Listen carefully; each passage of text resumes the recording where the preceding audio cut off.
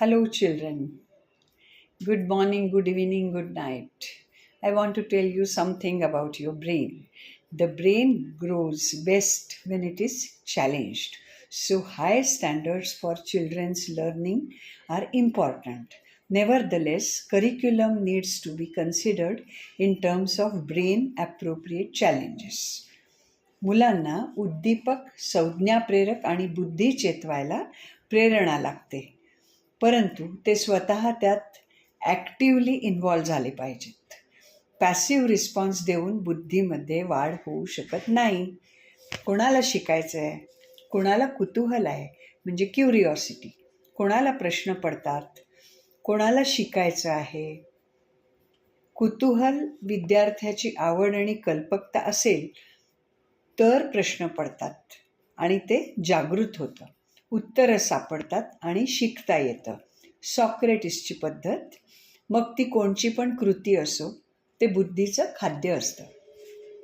वाढती कठीण कोडी किंवा पझल्स, प्रश्न सोडवायला अशी कुतूहल आणि प्रश्न सोडवणारी बुद्धी, तरच बुद्धीची क्षितिज रुंदावतात, ब्रॉड होतात.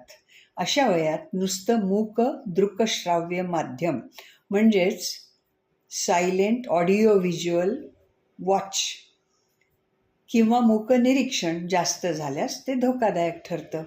ठराविक वयात ठराविक गोष्टींनी वाढत्या मनाला आणि बुद्धीला प्रेरणा मिळायला हव्यात. या पिढ्यानपिढ्या पडताळून पाहिलेल्या संप्रेरक चेतना असतात. जर अयोग्य वेळी त्या मिळाल्या तर use it or lose it प्रमाणे त्या चेतवायला मेंदू असमर्थ ठरतो. याचबरोबर मुलांमधली सहज प्रवृत्ती म्हणजे ॲप्टिट्यूड लक्षात घेऊन त्याप्रमाणे योग्य वयात योग्य शिक्षण आणि उद्दीपना देणं इष्ट ठरते. उदाहरणार्थ 8 ते 10 वर्ष वयात संग्रही वृत्ती प्रत्येक मुलात असते. जर त्यावेळी तिकीटं, नाणी, आकपेट्या किंवा ग्रीटिंग्स, सुभाषितं, सुविचार यांचा संग्रह केला तर योग्य विकास होतो. ते जर झालं नाही तर डेलिंक्वन्सी म्हणजे दुसऱ्याच्या वस्तू न विचारता घेऊन साठवण्याकडे कल असतो. क्वचित गुन्हेगारी प्रवृत्तीही वाढू शकते.